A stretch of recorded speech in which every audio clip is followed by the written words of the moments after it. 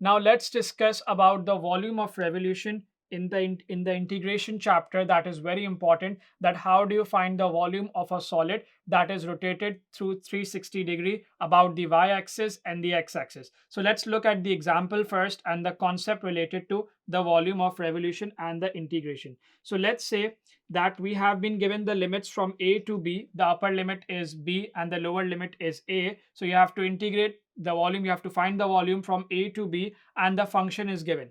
The virtual representation of this is basically using this thing that when you rotate around 360 degrees, a solid formed. Okay, so when I'm rotating around 360-degree about the x-axis, so a solid will form and the solid will look like this. Okay students, just like how I'm doing it. So let me just draw the lines there so everyone understand this. So this is how the solid is going to look like. Okay, so we can simply say that this is how a solid is forming from A to B when you are rotating about 360-degree in the x-axis. Okay, so this is the x-axis as we all know. So we are rotating from A to B in the x-axis, and that is how the solid of revolution is formed from A to B. So how do you integrate it? What is the formula for that? So let's try to use the box and explain in that perspective. Okay, so students, if you have to rotate the shape 360-degree about the x-axis as we are doing now, so if you have to rotate 360-degree, if you're rotating and you have to find the volume about the x-axis, the formula becomes that volume is equals to pi integral signs from a to b. The limits that you have from a to b are going to you are going to find the integration of that, multiply with pi, and you do the y square. Okay, you integrate y square. Okay students, you are going to integrate the y square, and that is basically the formula when you rotate the object, when you rotate the function, the shape about the x-axis 360-degree from the limits a to b. Pi is there. Pi you can keep outside as well of the integral part or inside as well, but you have to integrate y square. Okay, आप y को integrate नहीं करते students, आपको पहले y का square निकालना होगा and then you have to integrate this for the volume in order to find out. But what about कि अगर 360 डिग्री ही रोटेट करना हो और y एक्सिस पे रोटेट करना हो, तो सिंपली y एक्सिस पे जब रोटेट करेंगे तो आप y की लिमिट्स लेंगे. ओके स्टूडेंट्स, वॉल्यूम फाइंड करने के लिए again pi will be there और limits will be again from A to B, but जो लिमिट्स है वो वाई एक्सिस पे होंगी. ठीक है, तो वाई एक्सिस पे जो लिमिट्स होंगी हमने वो लेनी होंगी, लेकिन इस बार जो हम इंटीग्रेट करेंगे वो एक्स स्क्वायर को इंटीग्रेट करते हैं. ओके स्टूडेंट्स, तो हम बेसिकली जब ये क्वेश्चन आता है कि मेक श्योर आपने देखना है कि एक्स स्क्वायर को इंटीग्रेट करना है, वॉल्यूम फाइंड करना है वहाँ पर, या वाई एक्सिस पे आपने वॉल्यूम फाइंड करना है. तो अगर वाई एक्सिस पे रोटेट हो रहा है शेप और 360 डिग्री रोटेट हो रहा है from limits a to b जो कि वाई की लिमिट्स होंगी, आप इंटीग्रेट करेंगे एक्स स्क्वायर को.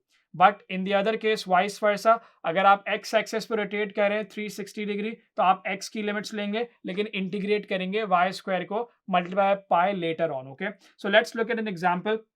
एग्जाम्पल नंबर 19 हम फॉलो करते हैं, उसमें हम क्वेश्चन को सॉल्व करते हैं तो आपको सबको क्लियर हो जाएगा. ठीक है, तो it says that find the volume obtained when the shaded region is rotated through 360 degree about the x axis. तो ये एक्स एक्सिस पे रोटेट हो रहा है, तो मैं आपको करके भी दिखा देता हूँ कैसे वर्चुअल रिप्रेजेंटेशन में रोटेट होगा. स्टूडेंट्स तो फॉलो करिएगा ब्लू कलर में. तो ये जो 1 to 4 का पार्ट शेडेड है, ये बेसिकली 360 डिग्री इस तरह रोटेट हो रहा होगा एक्स एक्सिस पे, तो एक सॉलिड फॉर्म कर रहा होगा और इसी को आपके वॉल्यूम निकालना है, मतलब कि इंटीग्रेट करके वॉल्यूम निकालना है. सो क्योंकि हम एक्स एक्सिस पे वर्कआउट कर रहे हैं तो हम बेसिकली ये कहेंगे कि volume will be is equals to limits are 1 to 4, क्योंकि हमारे पास लिमिट्स गिवन है कि upper limit is 4 and lower limit is 1, and pi को हम मल्टीप्लाई करेंगे विद द वाई स्क्वायर. तो हमें वाई स्क्वायर फाइंड करना पड़ेगा बिकॉज ऑफ द फॉर्मूला, क्योंकि हम एक्स एक्सिस पे रोटेट कर रहे हैं तो हमें वाई स्क्वायर को इंटीग्रेट करना पड़ेगा students. Okay, so make sure ये आपको क्लियर हो गया. सही है, तो first of all will be कि हम पहले वाई स्क्वायर को फाइंड करेंगे. तो हमारे पास फंक्शन गिवन है स्टूडेंट्स के y is equals to 1 divided by x.